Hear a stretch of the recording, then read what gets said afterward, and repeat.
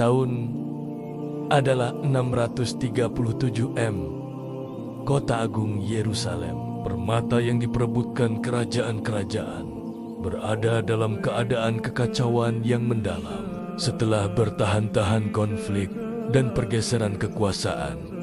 Para pemimpin Kristennya, termasuk Patriark Sophronius, memandang pasukan Muslim yang bangkit bukan sebagai ancaman, tetapi sebagai perlindungan yang potensial. Mereka mendengar bisikan tentang seorang pemimpin di padang pasir, seorang bernama Umar, yang ketenarannya akan keadilan dan kesederhanaan yang tak tergoyahkan telah tersebar luas. Ketika para jenderal Muslim Abu Ubaidah ibnu Agrah dan Khalid bin Walid yang terhormat berdiri di gerbang kota, kota itu tidak menawarkan perlawanan. Sebaliknya, mereka mengajukan syarat unik.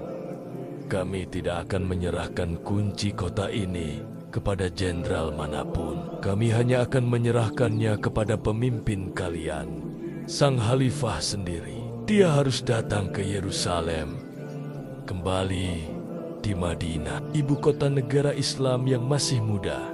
Khalifah Umar bin Khattab radhiyallahu anhu menerima pesan itu.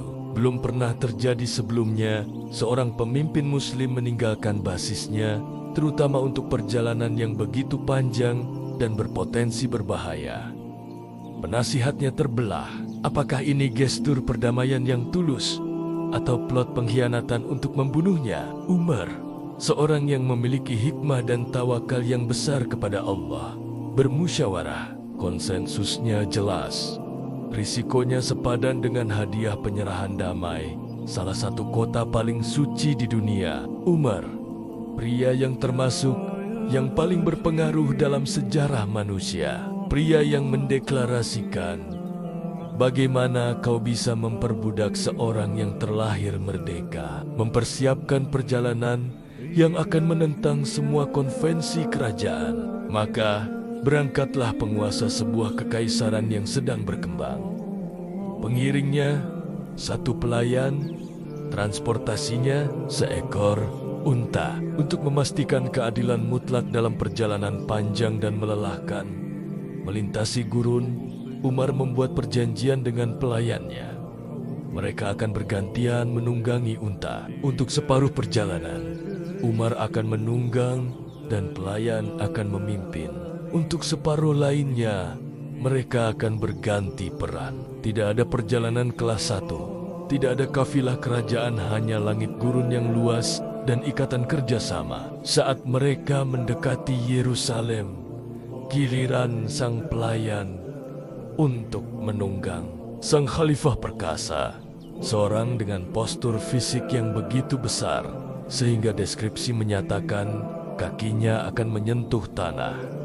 Ketika dia duduk di atas kuda, kini menarik untanya, sementara pelayannya duduk di atasnya. Untuk membuat pemandangan ini semakin mencolok, tepat sebelum kedatangan mereka, Umar tersandung ke dalam kubangan lumpur. Pakaian sederhananya yang sudah menyandang kesaksian rendah hati dari 17 tambalan, kini terciprat lumpur. Sementara itu, di gerbang Yerusalem, sebuah resepsi agung telah dipersiapkan. Kaisar Bizantium, Heraklius, telah mengatur upacara bersejarah. Karpet merah membentang sepanjang 2 kilometer digelar. Para dignitar dari seluruh dunia hadir.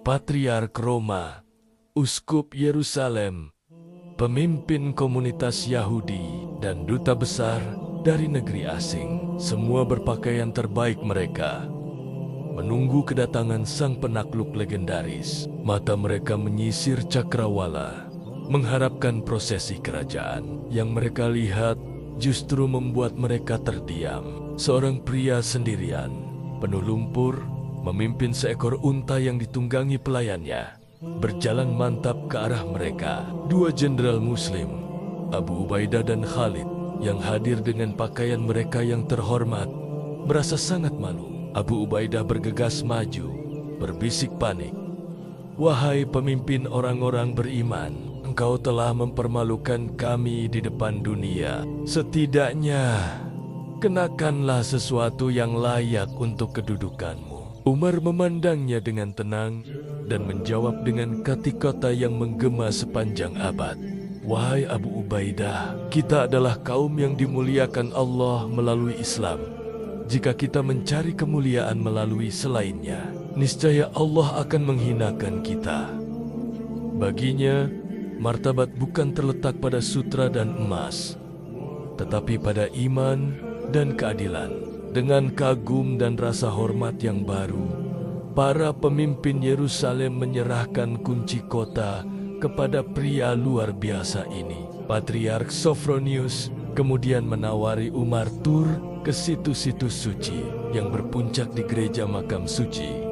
Saat mereka berada di dalam, panggilan untuk sholat zuhur berkumandang. Sang uskup ingin menghormati tamunya, berkata, "Anda boleh sholat di sini, di dalam gereja."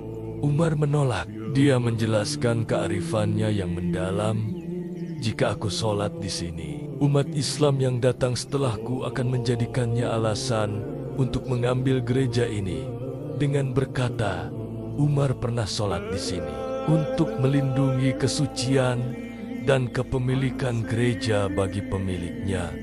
Dia melangkah keluar. Di anak tangga gereja itu sendiri, dia membentangkan sajadah sederhananya dan menunaikan sholat kepada Allah. Sesuai prediksinya, berabad-abad kemudian, sebuah masjid yang dinamai untuk menghormatinya, Masjid Umar, dibangun di tempat yang persis sama, sebuah bukti akan kebijaksanaannya. Sebelum berangkat, Umar menetapkan perjanjian Umar yang termasyhur. Ini bukanlah dokumen penindasan, melainkan piagam hak dan kebebasan beragama. Ini menjamin keselamatan, nyawa, harta, dan gereja-gereja umat Kristen. Mereka bebas menjalankan agama mereka dan akan dihakimi menurut hukum agama mereka sendiri dalam urusan pribadi. Umar bahkan berkonsultasi dengan pendeta dan rabi mereka dalam hal-hal yang berkaitan dengan keyakinan mereka sendiri. Yerusalem telah ditaklukkan, tetapi jiwanya dilindungi. Itu adalah penaklukan bukan oleh pedang, tetapi oleh akhlak yang begitu adil, rendah hati, dan mendalam, sehingga melucuti kekaisaran dan memenangkan hati, menetapkan standar untuk pemerintahan yang beradab, yang masih diingat dunia.